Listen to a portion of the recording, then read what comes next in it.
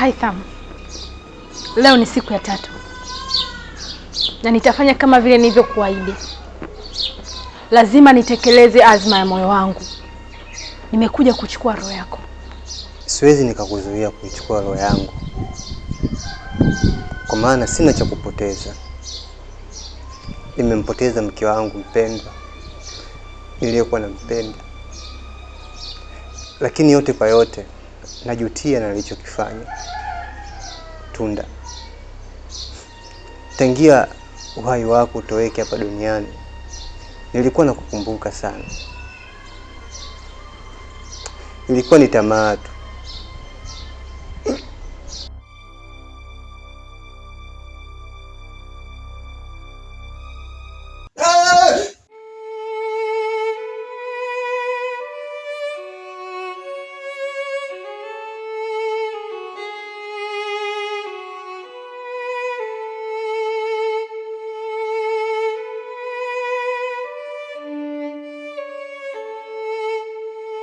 Aisa, mume wangu, una nini? Mbona umenishtua hivyo?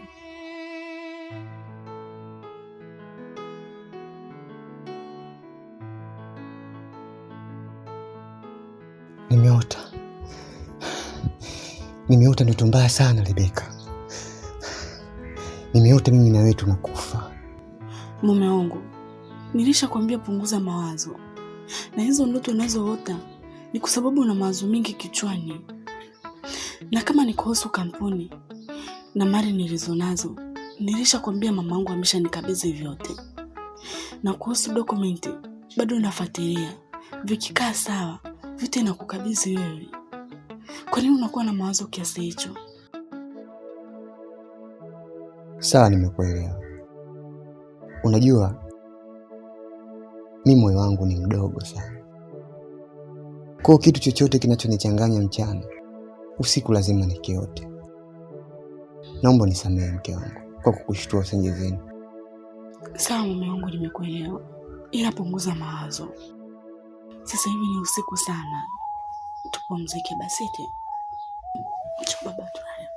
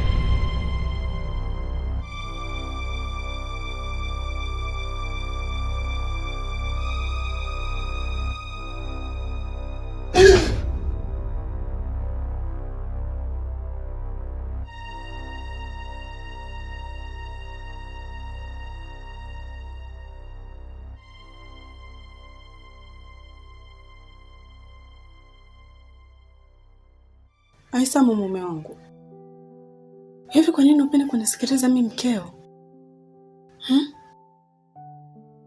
Nilishakwambia acha mawazo. Tazama sasa unachokifanya. Yaani umelala unaongea peke yako kama mtoto mdogo. Unaona iko sawa hiyo kweli? Mke wangu,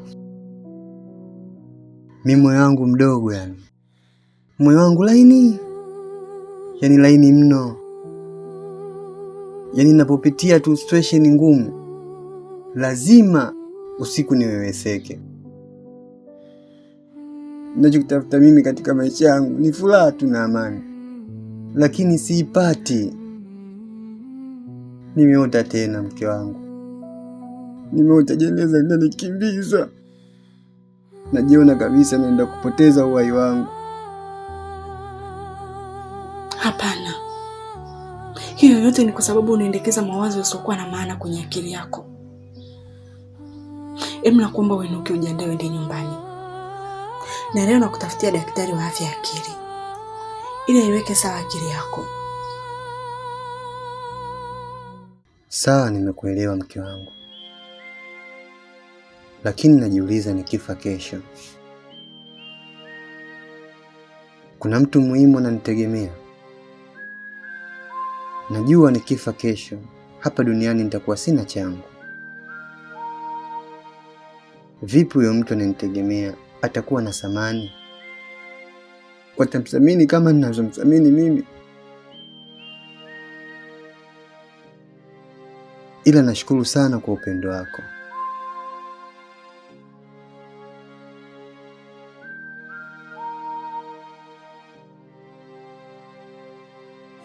Njia Mungu fupi, fupi, fupi. Alindanganya, eti ananipenda sana, eti mpaka kiama mimi tutongozana. Habari ya asubuhi mama.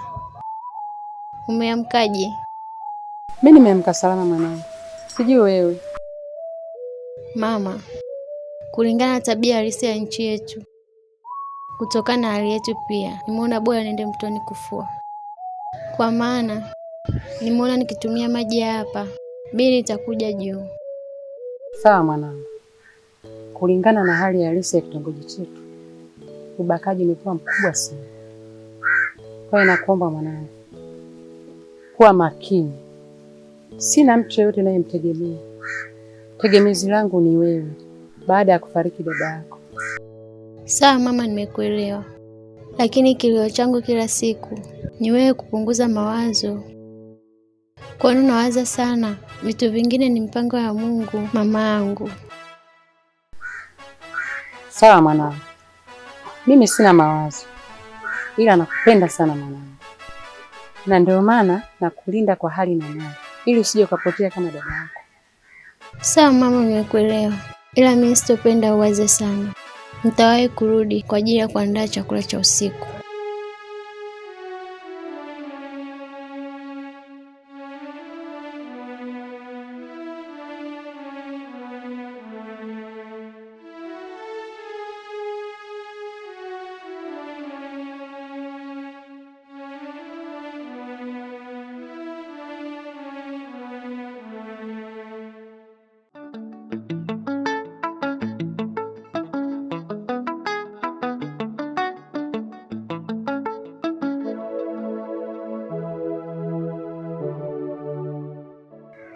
Za size Loveness.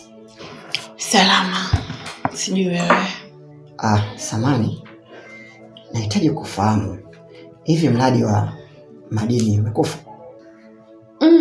Sio kweli. Mbona bosi ya Samu amesaini asubuhi na amesema nyaraka zote ni kukabidhi wewe ili uweze kuzifanyia kazi. Kwa hiyo na Samu yuko wapi? Amenipigia simu asubuhi, ameniambia hataweza kufika kazini. Hivyo basi ameniambia nyaraka zote ni kukabidhi wewe, za mradi wa umeme na mradi wa madini. Nitumie basi hizo dokumenti za mradi wa umeme na madini.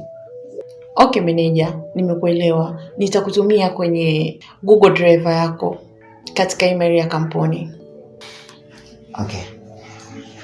Mimi niko ofisini. Haina shida, karibu.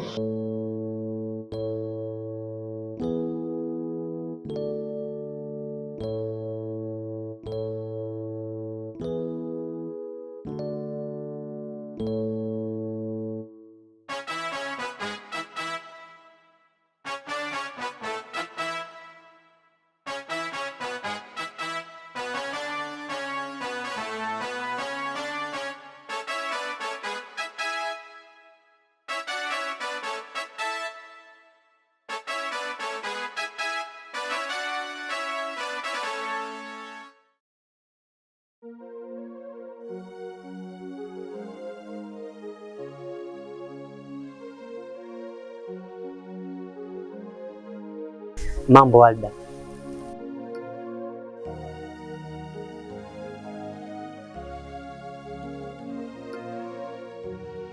Nakusalimia, lakini mbona unalia? Nisikilize Haisam.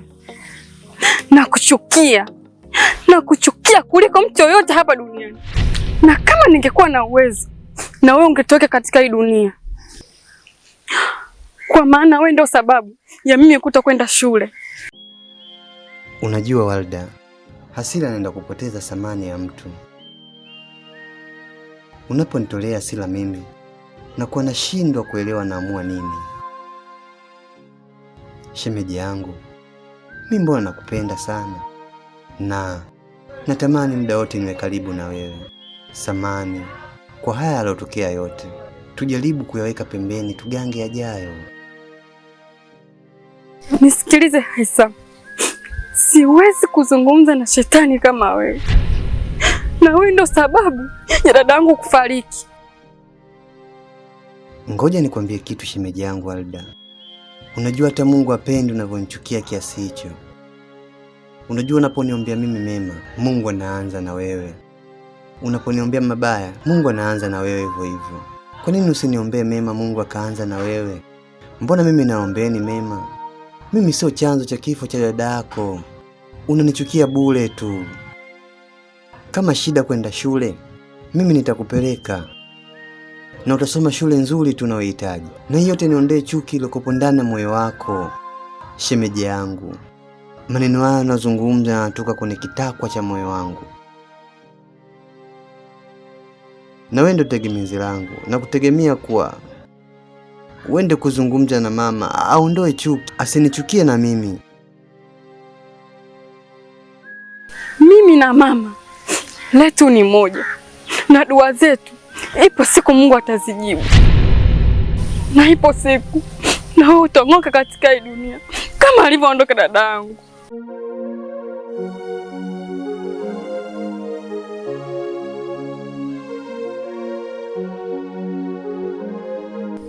Kwani Mungu mimi nimemkosea nini?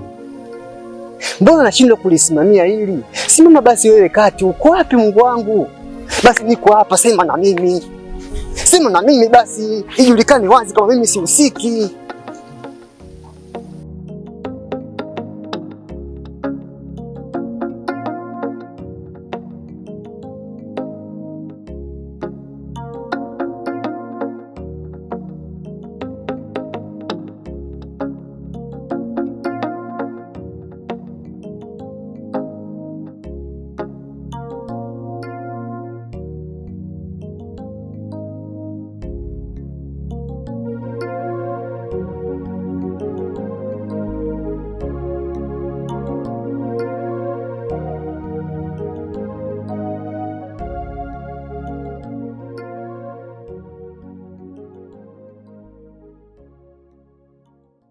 We shetani, umefuata nini kwenye nyumba yangu?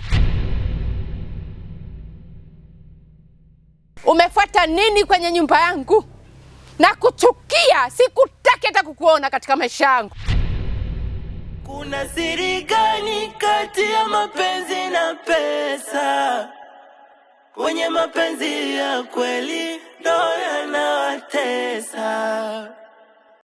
Mama, mimi nimekuja hapa sio kwa nia mbaya, bali nimekuja tupate kuzungumza mimi na wewe. Huu mtihani ninaopata ni mkubwa sana. Umri wangu mimi ni mdogo. Kwa nini unichukia kiasi hicho? Wewe sio mwanangu. Mimi nina mtoto mmoja tu. Mwanangu mkubwa alishakufa. Sikutaki, ondoka katika himaya yangu. Mama, mimi nimetoka nyumbani kwangu, nimekuja huku kwa ajili ya kuzungumza na wewe. Mbona mimi nilikuwa nampenda kwa dhati tu? Haya mbona masuala ya kuongeleka tu? Lakini mnavonikia mimi kinyongo na kunichukia kiasi hicho, mimi napata tabu. Bado mimi nina umri mdogo. Lakini mnavonichukia kiasi hicho, naumia. Kwa nini mnanifanyia hivyo jamani? Mbona masuala ya kuongeleka? Sihusiki mimi katika mauti watu. Unaondoka au huondoki? Na kama hutaondoka, nitakuvulia nguo hapa hapa. Uwe nimekuzaa au sijakuzaa, kwa uwezo wa Mwenyezi Mungu, hiyo radhi lazima utaipata. Kuna siri gani kati ya mapenzi na pesa? Wenye mapenzi ya kweli ndo yanawatesa. Mama, kweli tunafikia huko? Kwa nini tufikie huko mama yangu? Haya masuala ya radhi yanakujaje wakati mimi nimekuja hapa kwa ajili ya kuzungumza? Unaondoka au nivue nguo?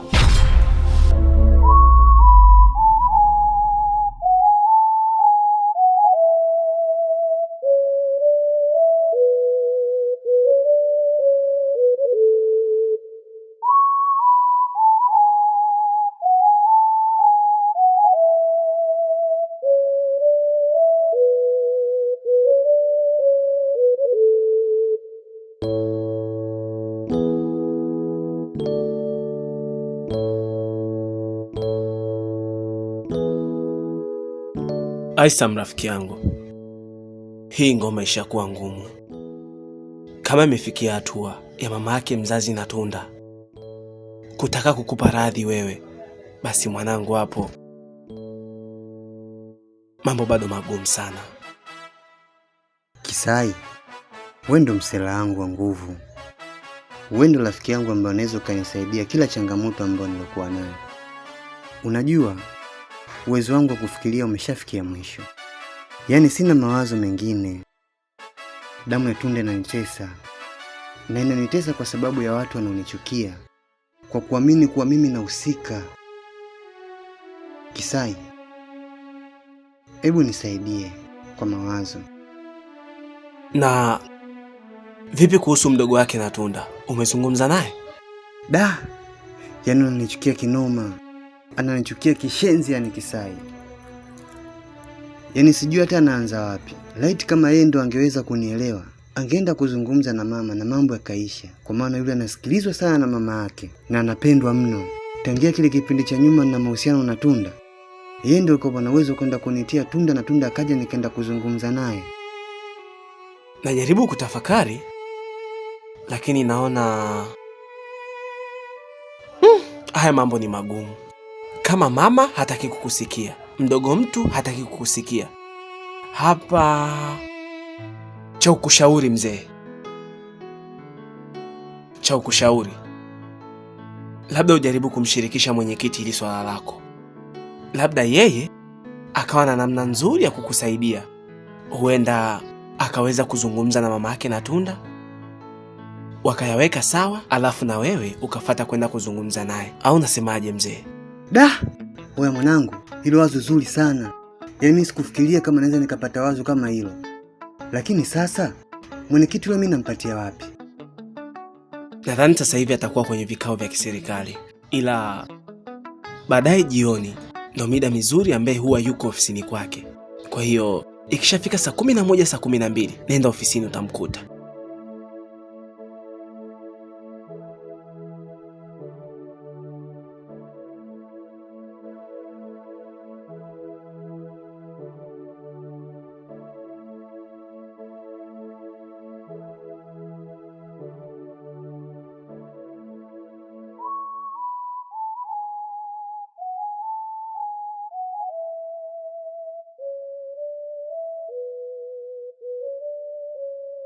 Warda mwanangu,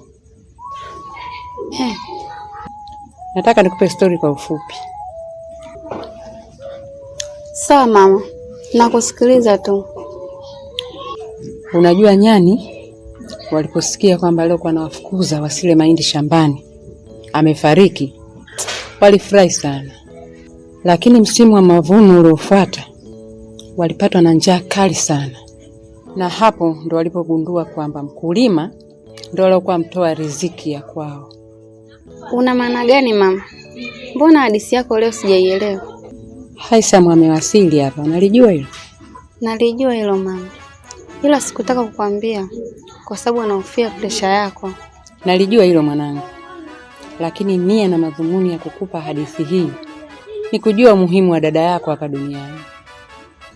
Dada yako ndio alikuwa mkulima wetu, hivyo sitapenda na wala sitaruhusu kuwa naye karibu Haisam kwa lolote lile, na vingine namwachia Mungu, ndio atakayehukumu kesi hii.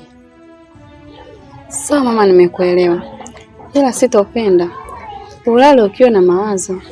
Kuna siri gani kati ya mapenzi na pesa? Wenye mapenzi ya kweli ndo yanawatesa. Kuna siri gani kati ya mapenzi na pesa?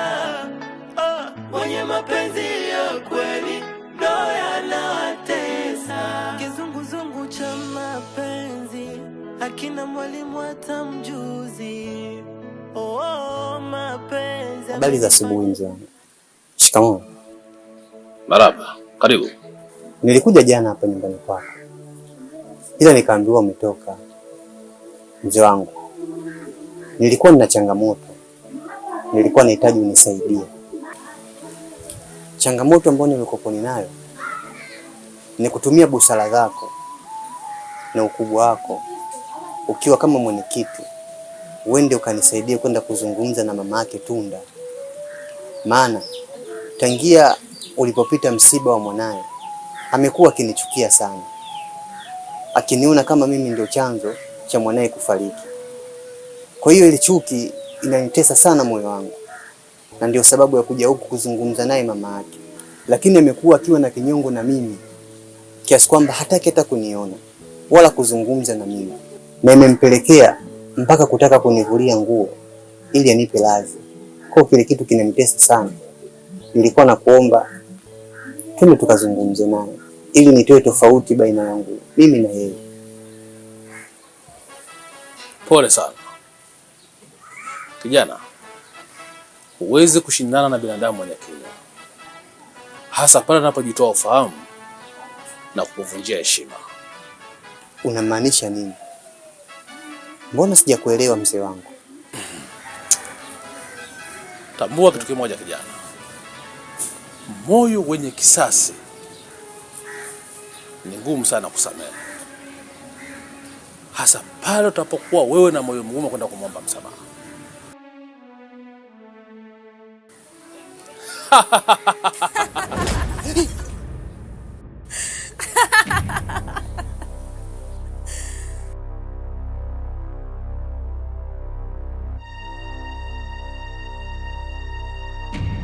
Tunda, ni wewe kweli? Ndiyo, ni mimi. Unaogopa nini? Umeona mioyo ya watu wanaonipenda kwa dhati inavyoteseka kwa sababu yako wewe. Kisasi ni lazima nikilipe. Lazima na wewe utang'oka tu katika hii dunia. Kizunguzungu cha mapenzi hakina mwalimu hata mjuzi. Mapenzi amenifanya mkizi faida kwa mvuvi. Kuna muda nataka pesa, kuna muda nataka muda. Mapenzi Hai Sam. Moses, Amani ya Bwana iwe nawe. hapa kuna amani wala kuna furaha. Hapa ni majuto, tunakujilaumu. Kwa nini nimekuja huku? Hai Sam. Ndani yangu nasikia sauti ya Mungu ikizungumza. Naomba tuzungumze.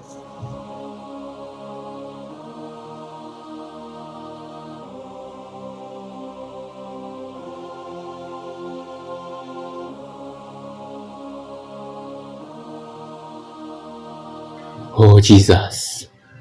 Ndio umefikia huko? Wewe na mamake Tunda? Kiukweli imefikia hatua mbaya sana. Sasa umechukua maamuzi gani? Nilienda kwa mwenyekiti kumtaka atumie busara zake, aweke sawa huu mtafaruku uliotokea hapo nyuma, ili mradi mimi niende kuzungumza naye tuyamalize haya yote. Lakini cha ajabu, mwenyekiti naye amenitisha, ameniogopesha. Amekutisha? Amekutisha kivipi? Alibadilika kuwa Tunda na kuniambia kuwa ananipa siku 3 ananiua. Hapana Haisa, moyo wako sinene hivyo. Mungu anasema hivi katika Biblia, watu wangu wanaangamizwa kwa kukosa maarifa. Mungu anakusudi na wewe kama upo tayari kumpokea kwa moyo wa dhati. Una maana gani? Una maana gani kuniambia kwa Mungu ana mpango na mimi? Haisa, tufanye maombi kisha uje katika madhabahu ya Mungu wangu.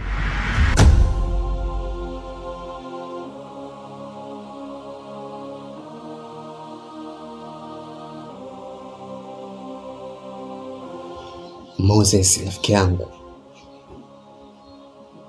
Mungu wako hayupo huru. Hawezi kumuumba Mungu mkubwa kuliko yeye.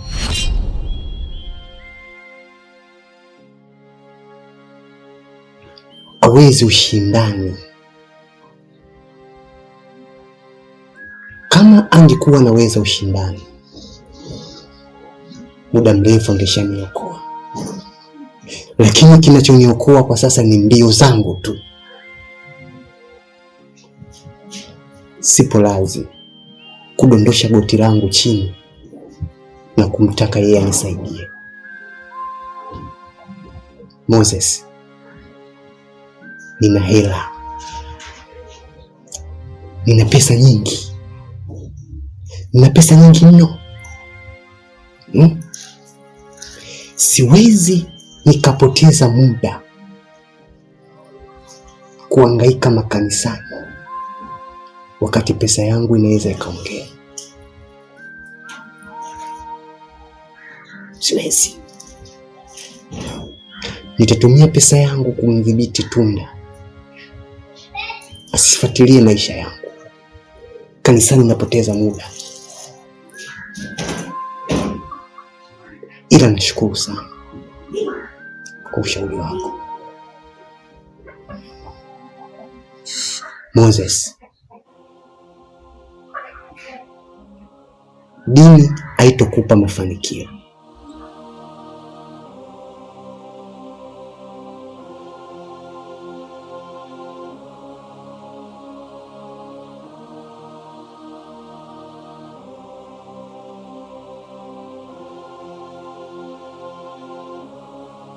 Mungu wangu ulio hai, msamehe Haisam, kwa maana hajui atendalo.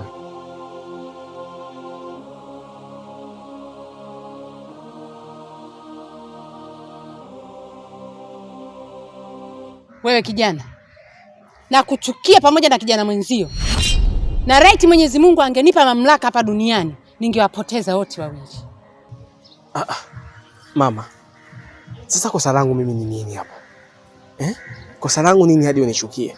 Kama unavyojua, Haisam yeye anaishi mjini na mimi niko hapa kijijini, tunaonana mara kwa mara. Mama, kifo cha Tunda ni mipango ya Mungu tu.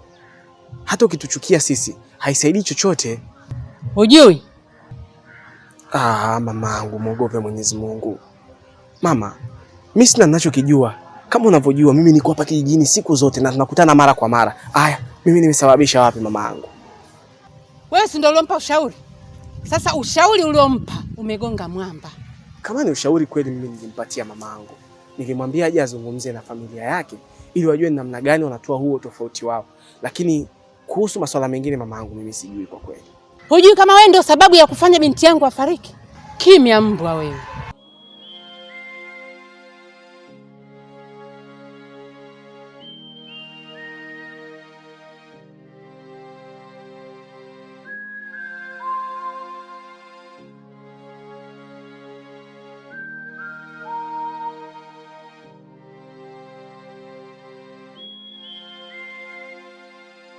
Karibu sana Mama Warda. Mungu amekuongoza. Umefika muda mwafaka. Mama Warda, kwa nini unapenda kuingilia kazi ya Mungu? Mungu ndiye anaupanga. Mungu ndiye anaupangua. Kwa sababu yeye yupo juu ya furaha na yeye yupo juu ya maumivu. Unavyomwekea kinyongo Haisam, unashindwa kufungua misuli ya imani. Mama Warda, kwa nini unamchukia Haisam? Nashukuru sana mchungaji. Nashukuru pia kwa wito wako. Mimi ni binadamu ambaye sijakamilika na ni kiumbe dhaifu hapa duniani. Maumivu nayo yasikia moyoni mwangu ndio yananifanya nimwekee kinyongo Haisam. Mwanangu anadhulumiwa uhai na Haisam ili apate utajiri. Roho inaniuma sana. Amina. Kwa maana umelitambua wewe ni binadamu haujakamilika. Mama Warda, kama Mungu wetu anasamehe 7 mara 70, wewe ni nani ushinde kusamehe? Mungu anasimama katikati ya upendo na shetani anasimama humo. Silaha kuu ya mwanadamu ni upendo. Unavyompenda mwanadamu mwenzako ndivyo Mungu anashusha baraka kwako. Kwa sababu Yesu anasema amri kuu na muhimu, kumpenda jirani yako kama unavyopenda wewe na kumpenda Bwana Mungu wako. Haleluya. Sawa, nimekuelewa mchungaji. Mimi nitamsamehe Haisam. Lakini kwa hili peke yangu sitoweza. Ila kwa msaada wa Mwenyezi Mungu Bila kumwomba Mwenyezi Mungu, mimi sitaweza kumsamehe Haisa. Amina. Basi tuombe.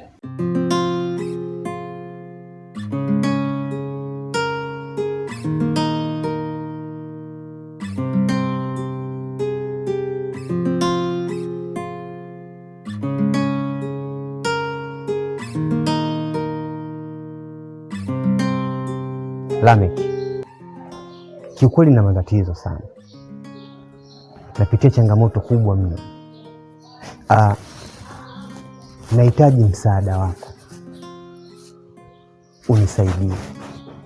La sivyo, kama usiponisaidia, naona kuna hatari mbele itanikuta, na hicho nilichokuambia ndicho kinachonitokea mimi.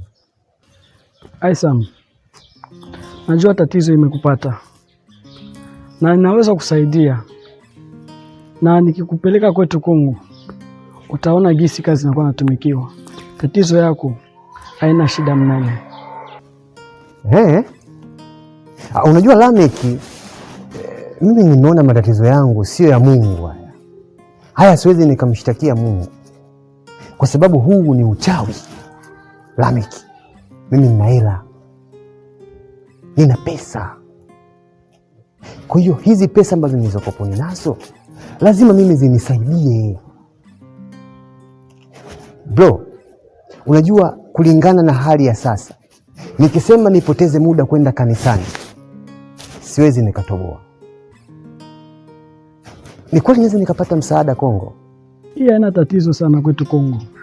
Kunakuwa watu ambao nikikupeleka leo ukionana nao na kazi yako itaenda salama. Utachikuta ushakuwa situation mzuri sana. Na hivi ninakuona hapa.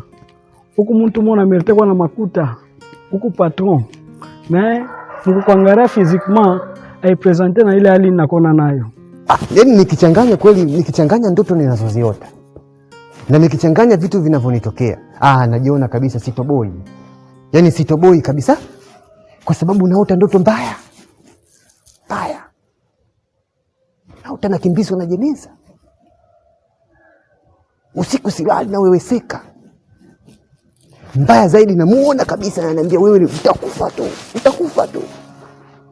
Nakwenda kuomba msaada, nakwenda kuweka mambo sawa nyumbani kwao. Familia yao hainielewi kabisa. Yaani inaniona mimi ndo mtuhumiwa. Na mbaya zaidi, mama yake ananichukia ile mbaya. Hataki hata pesa kunisamehe ama kusahau. Nia yao ni moja tu, mimi nife. Mimi hapa nakuwa najitayarisha kwa ajili ya kwenda Kongo. Na ukitaka kwenda, tutaenda wote, na utaenda kule utakutana na watu wanene kule. Kuna kwa Ocean Tambwe. Watakupokea mzuri na kazi yako itaenda vizuri. Utajikuta kama ushatoka katika hii shida unayo. Hii tatizo haihitaji kanisa wala haitakiwa na maombi. Kuna kwa mambo kwenda na maombi na ingine na inakuwa ni ya kwenda nayo kule unakuwa solution rapid. Tukienda kama na tunamwona Ilunga Mbidi Kilue na kuomba usikate tamaa. Twende kwanza Kongo, utaona mabadiliko. Shukrani bwana wangu. Sawa. Asante sana. Nitashukuru kama tunaenda wote. Poa basi.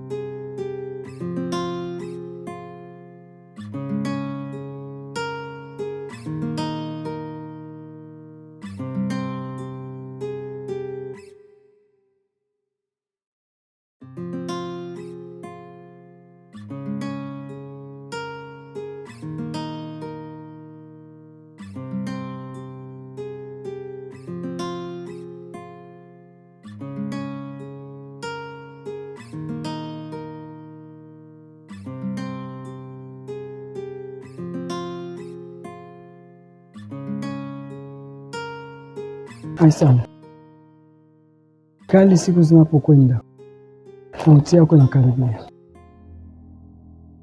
Na hii yote sababu ndiyo mwanga damu isiyo na hatia. Lazima ufe. Lameki, narudia, wewe ni rafiki yangu na unachokizungumza ni kweli kabisa, na ndio maana nikahitaji msaada kutoka kwako.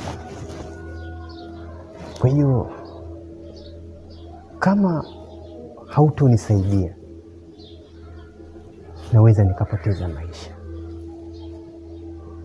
kwa maana hata damu niloimwaga inanitesa. Lakini kwa nini umefikia nje na wakati umenipigia simu kwamba umeniambia kuna mazungumzo mazito sana inabidi tuzungumze mimi na wewe? Karibu ndani rafiki yangu, karibu ndani. Mimi sio rafiki yako, mimi ni adui yako. Mimi ni Tunda.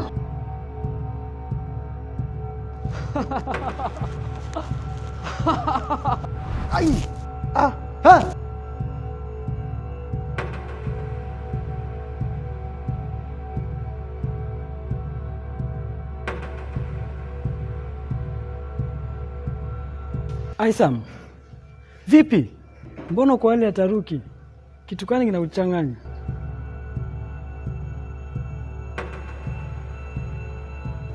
Lameki, ni wewe?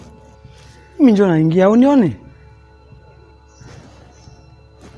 Hapana, sio kweli. Nimekuona kule Lameki. Lameki, wewe ni mzuka unajua. Nimekuona kule umenitokea. Unaniambia mimi nitakufa? Unataka kuniua? Lameki, wewe si rafiki yangu wa karibu. Kwa nini unataka kunifanyia hivyo? Nimekukosea nini? Mimi nataka unisaidie, lakini wewe unataka kuniua. Ni kweli? Umekutana na mimi wakati unaniona mimi naingia. Aisam, mimi nimekuja hapo, najua na mipango wewe na mimi kwenda Kongo. Hapa nilikuwa nataka tuende tukafuatilie mambo ya passport.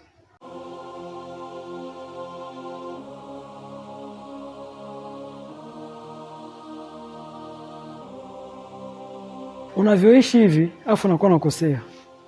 Wewe unajua wewe ni bosi. Hautaki kuishi maisha kama haya.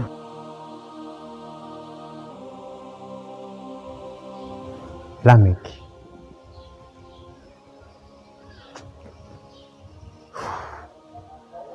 napitia changamoto.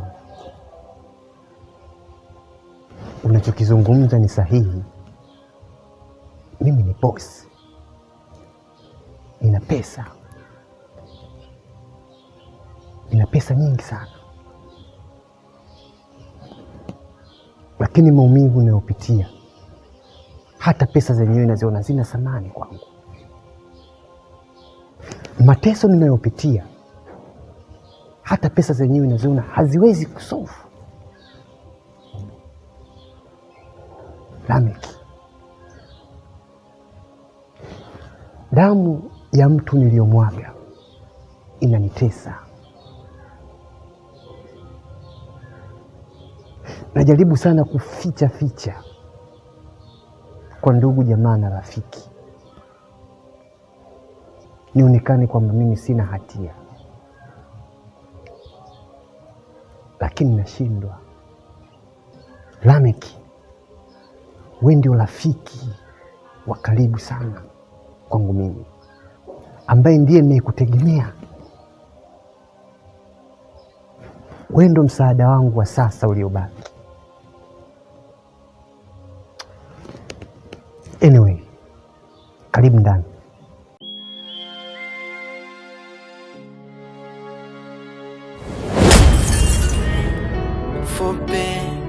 Fupe alindanganya, eti ananipenda sana, eti mpaka kiama mimi tutongozana. Kuna siri gani kati ya mapenzi na pesa? Mwenye mapenzi ya kweli ndo yanawatesa. Kuna siri gani kati ya mapenzi na pesa? Mwenye mapenzi ya kweli ndo yanawatesa. Kizunguzungu cha mapenzi hakina mwalimu hata mjuzi. Mapenzi amenifanya mkizi faida kwa mvuvi. Kuna muda nataka pesa, kuna muda nataka muda. Mapenzi siyawezi,